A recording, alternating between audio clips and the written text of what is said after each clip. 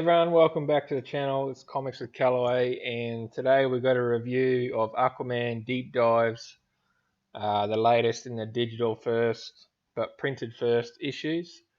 It's a 16 pages, but it's a two-part story, but two different stories. So there's two 8-page stories, one written by Marv Wolfman and the other by Cecile Castellucci.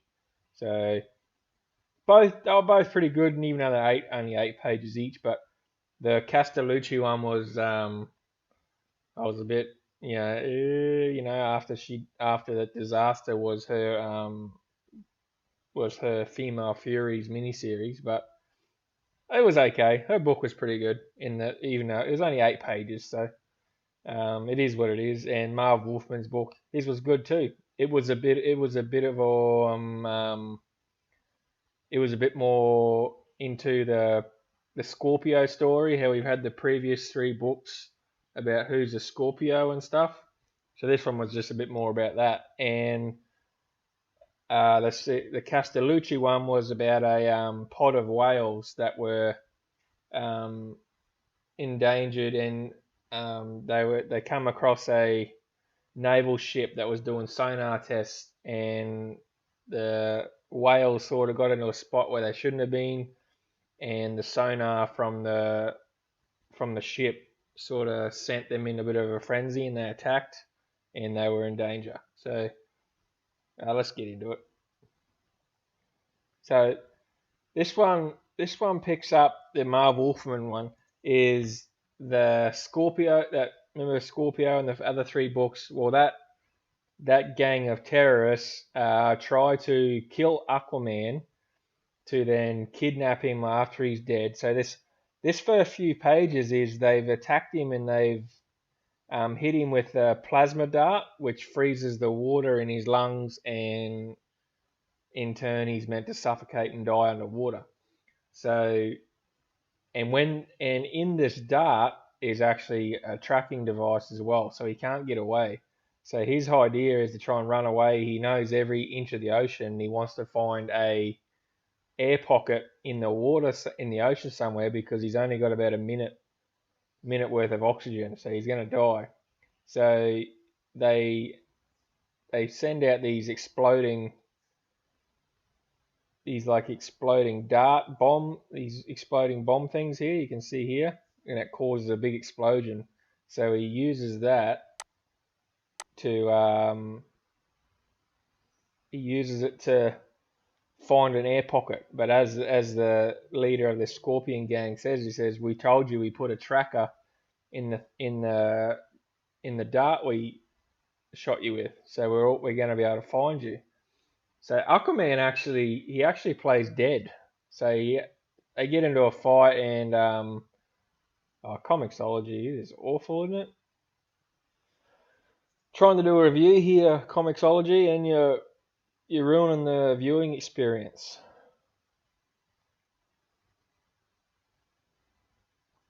Well, talk about wrecked of review, eh? So anyway, we'll try another page.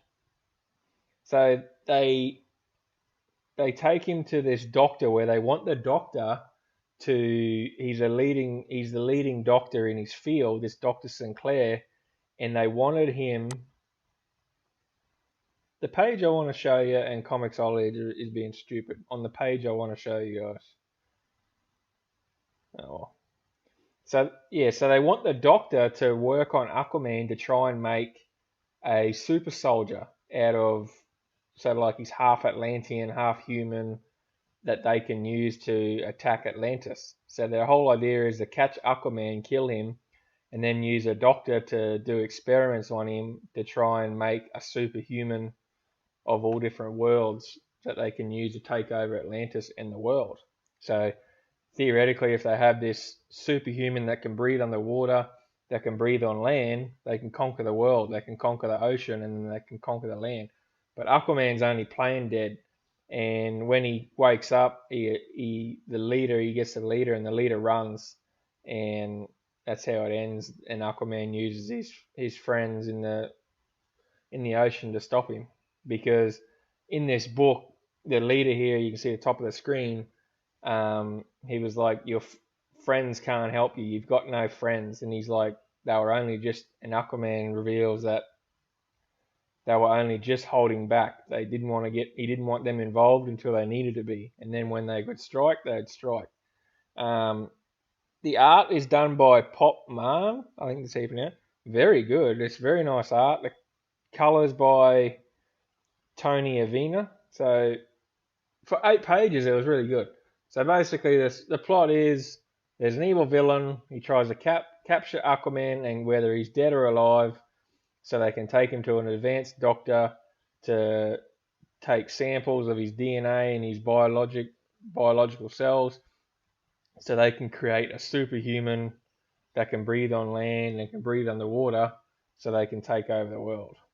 So that was the basic story. It was good. Art was very good. Marv Wolfman, he's a solid writer. He's been around for a while, and it was overall good story.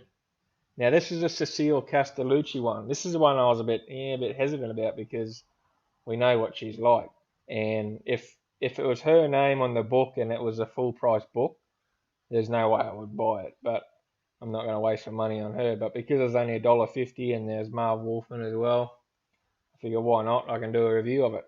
So this one has a couple of little subplots.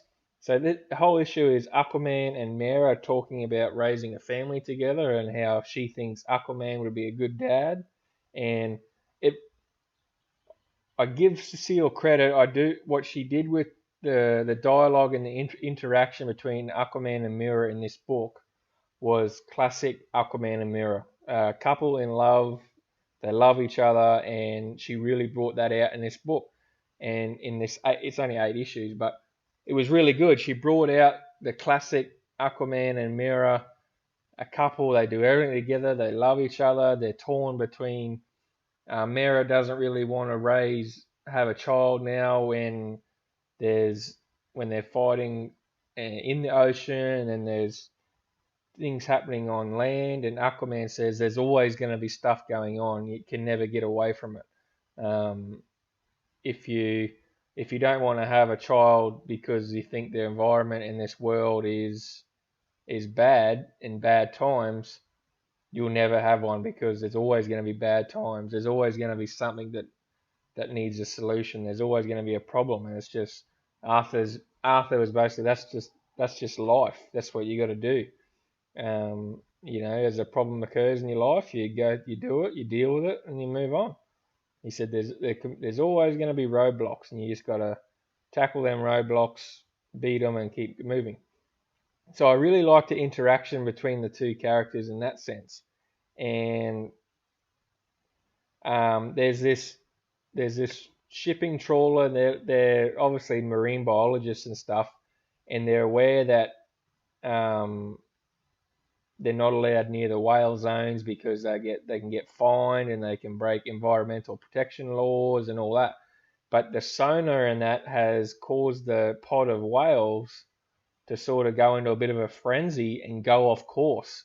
So the marine biologists and that where they are, they think that there's no whales there because it's not really the current path that the whales are on, and there's usually no whales there.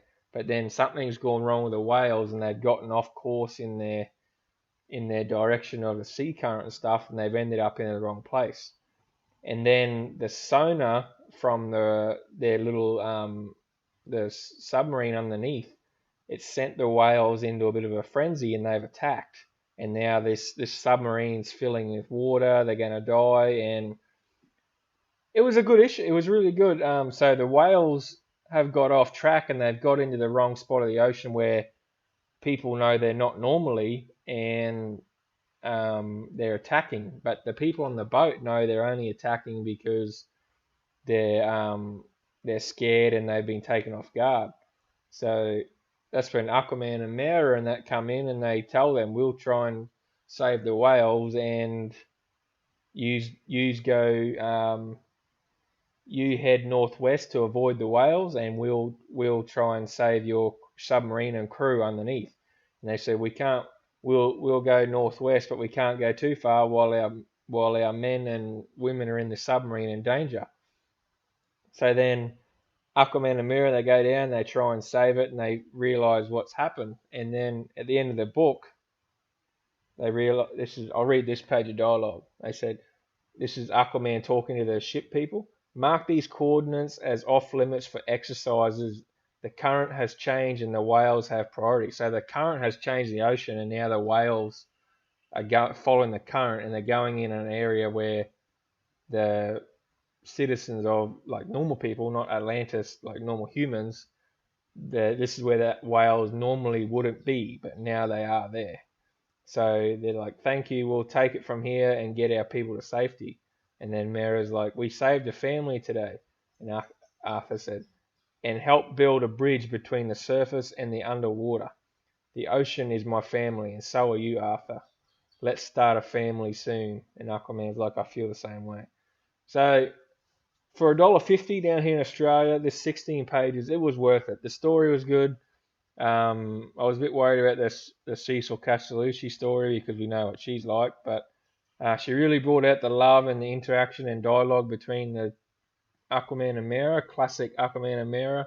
You know, a loving couple. They fight the world together. They do everything. You know, it was really good. And we got a bit of a story about whales being confused and in a spot where they shouldn't be, just from getting out the current going the wrong way, and the ship was in the wrong, and the ship's sonar, the sonar test sent the whales in a bit of a frenzy. So all in all, it was a good issue. The Marv Wolfman one was really good. It sort of continued a bit of the Scorpio storyline, you know, where let's try and kidnap the good guy, do experiments on him, and let's make a superhuman supervillain to take over the world. So the art in all issues was really good. The